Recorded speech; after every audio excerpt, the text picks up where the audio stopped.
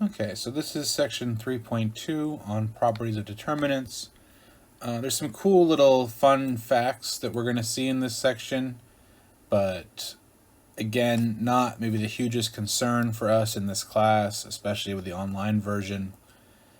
Mainly because the few times we need determinants, it's either going to be a 2 by 2, which you can do without trouble, or if it's something higher, then we can go ahead and use our calculator for it. So again, not something to worry too much about, but there's some fun little facts here. So the first one is the following. If A is a triangular matrix,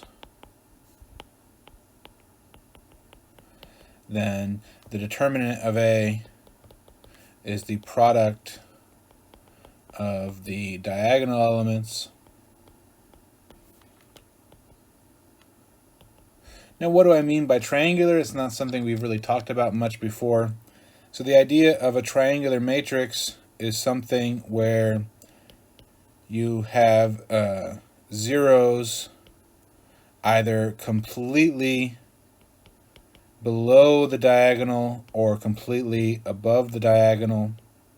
So in this case here, you can see that we have our diagonal here, and everything that's not 0 is above it, is above the diagonal. So this is called an upper triangular matrix. If you had a lower triangular matrix, it's the exact reverse. You have numbers in the bottom, but only zeros on top. And the thing is, whenever you have this and you want to find the determinant of it, all you have to do is you can skip all that expanding thing that we did before and just multiply the diagonal elements, and that is all. And we get the answer 1056. This is a nice little trick here, but it only works if you have diagonal matrices, which is certainly not always, but they're actually more common than you might think.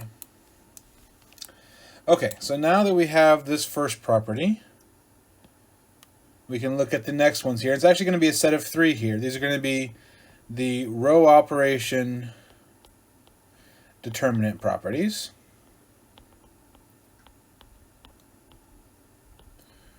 So remember, we had 3 row operations. We're now going to have 3 properties based on that. So if you swap 2 rows of A to get B, then the determinant of B is the negative of the determinant of A. So for an example here, if I had 1, 2, 3, 4, we already saw earlier that's negative 2. If I were to swap the rows, it's going to be the exact same number but opposite sign. Okay, so this is how this is going to work for whenever you swap rows. Then, after that, we have the second one here. So remember what the second property, or the second row operation was, is if you multiply a row of A by K to get B, then the determinant of B is K times the determinant of A. So here's my A again, 1, 2, 3, 4. And I'm going to go ahead and multiply just row 2 by 5, because this is only multiplying a row by a number, not multiplying the whole matrix by a number.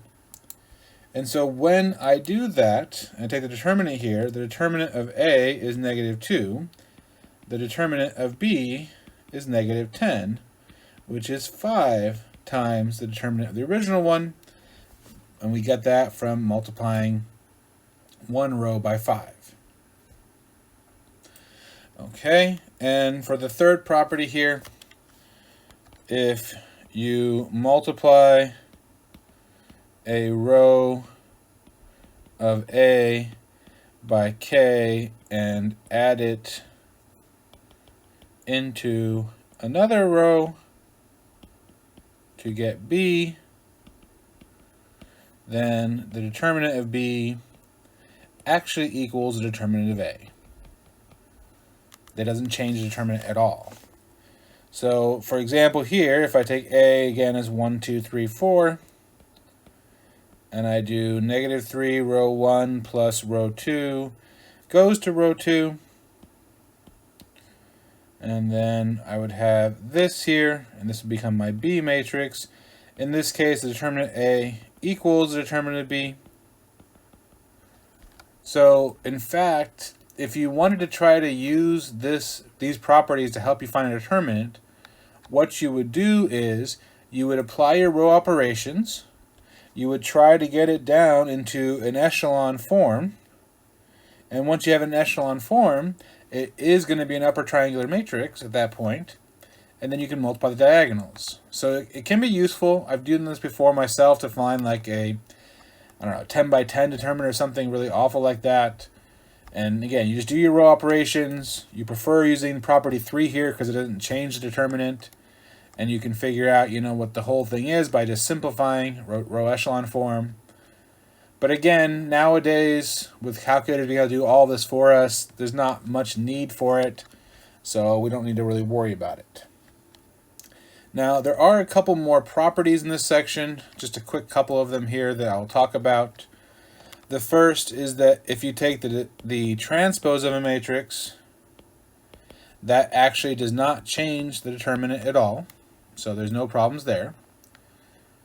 The second one is that if you multiply two matrices together and then take the determinant, you will actually get the same answer as if you took the determinant of each one separately and multiply them together.